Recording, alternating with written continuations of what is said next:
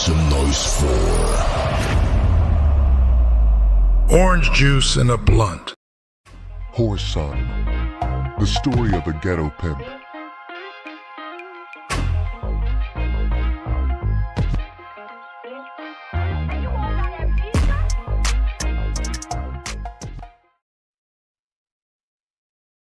"16. The following weekend, Boots and I drove up to visit Tony. He had grown quite tall, with a swell of muscle in his forearms and chest, wiry, but with more than an intimation of great physical strength in the young, cleanly built body. His face, with its deep-set black eyes and aquiline nose, showed the fierceness of his African heritage, tempered by the compelling beauty of a black starless night. His broad features burst into a genuine grin of happiness.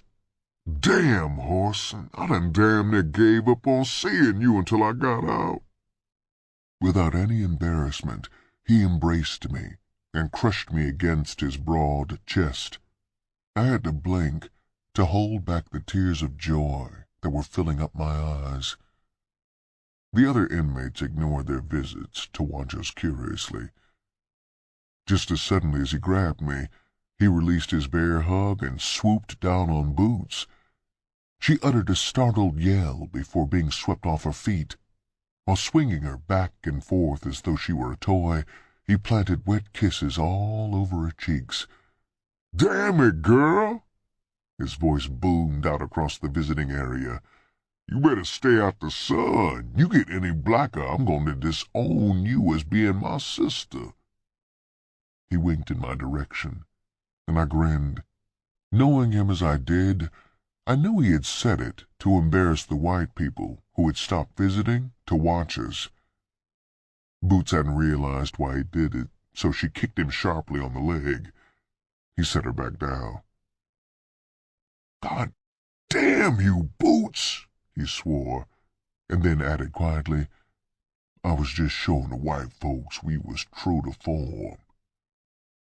The frosty glare disappeared from her eyes, and she smiled suddenly. "Well, just don't use me for any more of your demonstrations." Tony put his arm around my shoulder. "I don't see how you do it, Whoreson," he said, shaking his head at Boots. "Me now? I ain't gonna have nothing but white girls. They know their place. You show me a black girl, and I'll show you the most evilest, meanest, mule-headed woman God put on this earth." Glancing out the corner of my eye, I could see that Boots was steaming. She managed to control her temper until the visiting period was up. We were just about the last ones to leave, and all of Tony's friends who had had visitors joined us. The lush green lawn was almost free of people. Before, it had been full of running and screaming children, but now most of the lawn chairs were empty. A guard started towards us. Boots stood up. Yeah, Tony, I almost forgot to give you Jean's message," she said quietly. "She said—" Tony interrupted her. "What Jean you talking about?" "Don't try and act clever, nigga," Boots replied sharply. "She asked me to tell you that she wanted you to know that she sure liked that hot head you laid on her before you left the streets." The cold, harsh words fell on a silence like a void. For a moment, there was total stillness. Then Tony's friends broke out in laughter. Some of them laughed so hard they fell down and rolled over on the grass, holding their stomachs. Amidst the uproar, Boots stalked off towards the car. Tony stared after her in wonder. "That's what I call a dirty black bitch, Whoreson," he muttered angrily. I watched her feline grace until she entered the Cadillac. "Well, Tony," I said, amused, "looks like you got a lot of explaining to do to your friends, baby." He grinned. "That's a top-notch whore you got there, Whoreson. In fact," he continued soberly, There's something about her that reminds me of Jessie." Later on, as I drove back to Detroit, his words stayed in my mind. I take my eyes off the highway and glance in Boots' direction. After catching me looking at her a few times, she asked, "You ain't mad with me about what I said about Tony, are you, Daddy?" Since Tony mentioned it, I could see some similarity between Boots and my mother, though Jessie had been slightly smaller. Both were tall, dark, beautiful black women with forceful personalities, whereas Jessie had been quiet, content to live within herself. Boots was the opposite. She enjoyed the company of others, and when she was by herself, she became miserable. I roused myself from my thoughts as her voice penetrated my daydreams. "Yeah, baby," I said lightly. "Just you be careful who you say such things to, baby. 'Cause some niggas get awful mad when people infer that they go in the bushes."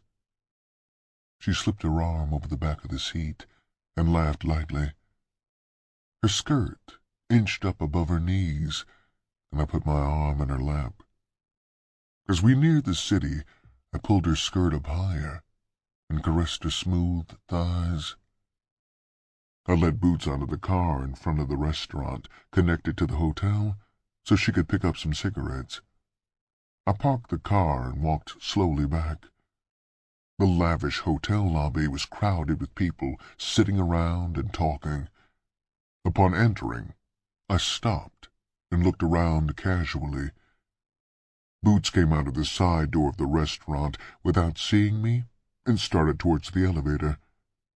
There were 4 men sitting at a table playing cards, and one of them reached out and grabbed her arm as she went by.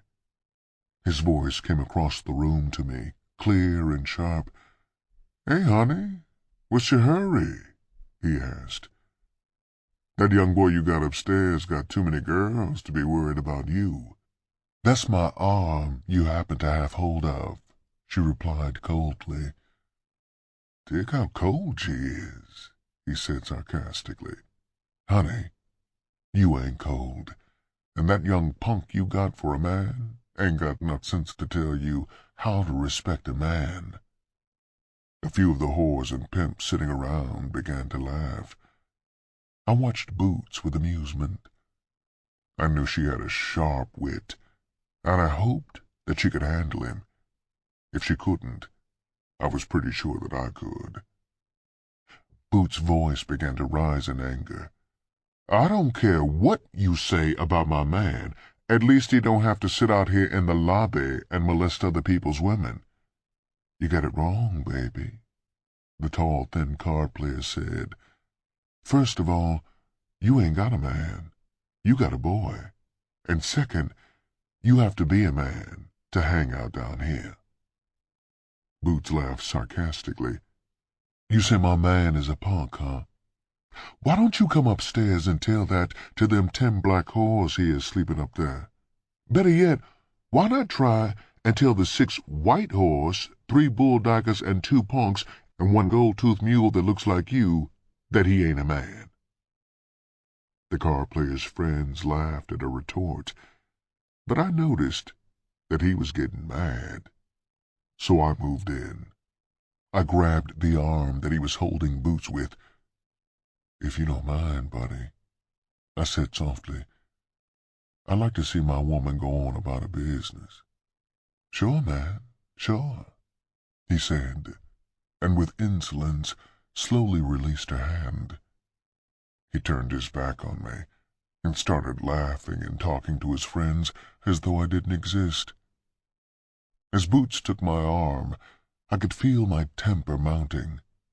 "Next time one of these tricks stops you," I said loud enough for the whole lobby to hear, "you find out how much money the sissy is spending, baby, and if he ain't spending any money, don't waste any time with him." And then I added, as an afterthought, "You know how some freaks are, baby. They come just by holding a whore's hand." When the elevator stopped, I turned around before entering it and saw that two of the card player's friends were holding him in his seat. We entered our apartment and hugged up, laughing our heads off. The smell of burning hair was strong in the air. I could hear the chatter of many feminine voices coming from the kitchen. I sighed with resignation. Moving from my flat